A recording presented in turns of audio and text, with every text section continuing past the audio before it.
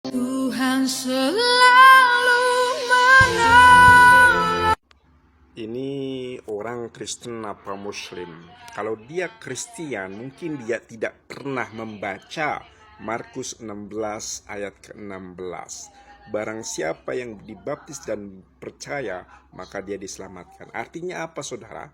Salat Anda diselamatkan itu adalah dibaptis dan percaya. Lalu bagaimana para bayi, para anak kecil yang belum dibaptis, apakah mereka juga dapat diselamatkan? Tentu tidak, karena syarat utamanya adalah dibaptis dan percaya. Kemudian orang tuamu seandainya bukan Kristen, apakah mereka juga dapat diselamatkan? Karena syarat utamanya adalah dibaptis dan percaya. Begitupun ya, orang yang tidak beriman kepada Allah, tidak beriman kepada Rasul, apa konsekuensinya? Sama, saudara. Jadi pahami dulu agama saudara, ya, agama Kristen. Markus 16 ayat ke-16. Barang siapa percaya dan dibaptis, dia akan diselamatkan, tetapi yang tidak percaya akan dihukum.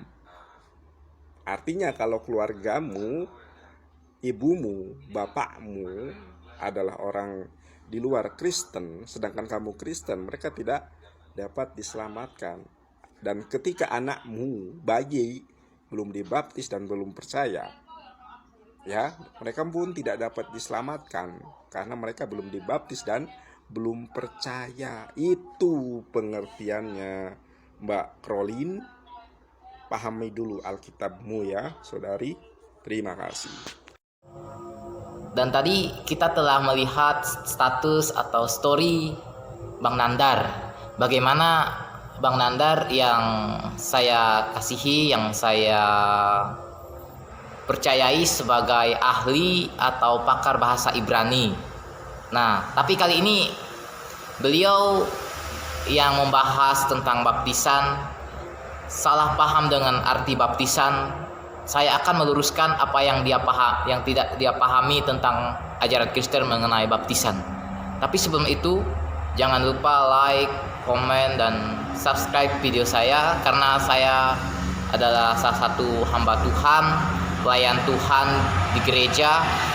Nah, saya mau setiap channel saya yang baru saya buat itu untuk memuliakan Tuhan, mempresentasikan karya Tuhan dalam hidup saya. Karena saya ini kuat dan hebat saya itu bukan karena saya, tetapi karena Tuhan Yesus Kristus yang selalu menyertai, menopang melalui Roh Kudus yang ada di dalam hidup saya. Karena Roh Kudus sudah dimateraikan sebagai saya orang percaya. Lagi kali ini ada kerinduan saya untuk meluruskan ajaran tentang baptisan yang menurut Bang Nandar itu menyelamatkan. Tetapi di dalam kekristenan ada penjelasannya loh. Mari kita lihat.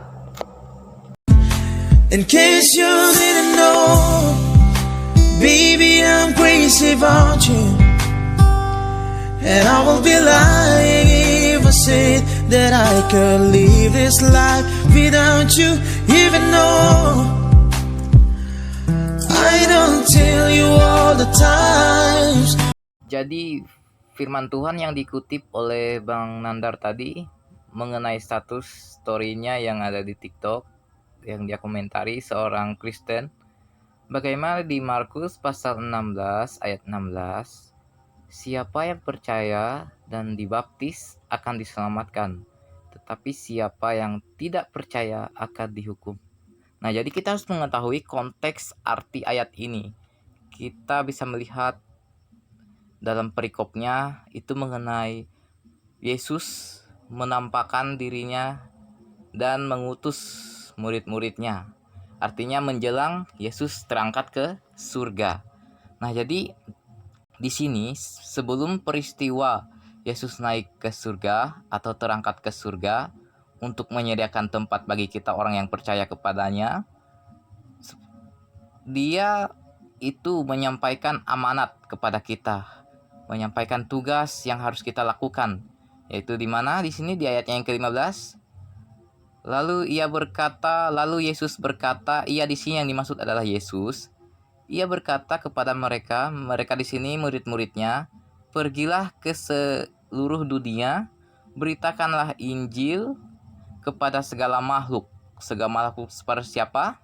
Kita bisa melihat di dalam Kisah Para Rasul juga, siapa yang percaya, ini yang dikutip oleh Bang Nandar, yang saya percayai sebagai ahli bahasa Ibrani ataupun pakar bahasa Ibrani, dan saya pun harus belajar sama orang yang pakar bahasa Ibrani. Tapi kali ini saya melihat dia ada kesalahpahaman tentang baptisan. Nah, di sini Yesus mengatakan siapa yang percaya dan dibaptis akan diselamatkan, tetapi siapa yang tidak percaya akan dihukum. Nah, jadi di sini apa statementnya? Statement Yesus yaitu siapa yang percaya. Jadi awalnya itu harus percaya dulu, baru dibaptis. Baptisan itu bukan menyelamatkan, karena kita bisa melihat di dalam Efesus pasalnya yang kedua, ayatnya yang ke-8 sampai dengan Efesus pasalnya yang kedua, ayatnya yang ke-8 sampai 9, kita bisa membaca di situ, sebab karena kasih karunia kamu diselamatkan oleh iman. Itu bukan hasil usahamu, tetapi pemberian Allah. Itu bukan hasil pekerjaanmu, jangan ada orang yang memegahkan diri. Karena kita ini buatan Allah, diciptakan dalam Kristus Yesus untuk melakukan pekerjaan yang baik, yang dipersiapkan Allah sebelumnya. Ia mau supaya kita hidup di dalamnya, di dalam Tuhan. Nah, itu. Dan di dalam Markus pasalnya yang pertama ayat ke-8, di sini perkataannya, aku membaptis kamu dengan air, tetapi ia akan membaptis kamu dengan Roh Kudus. Nah, jadi ini perkataan Yohanes Pembaptis. Bagaimana pada waktu itu Yohanes Pembaptis membaptis orang-orang di Sungai Yordan. Nah, di sini Yohanes berkata, aku membaptis kamu dengan air, tetapi ia dalam kurung Yesus Kristus akan membaptis kamu dengan Roh Kudus. Dan ketika di ayatnya yang ke-11 di sini menunjukkan bahwa Yesus itu anak Allah.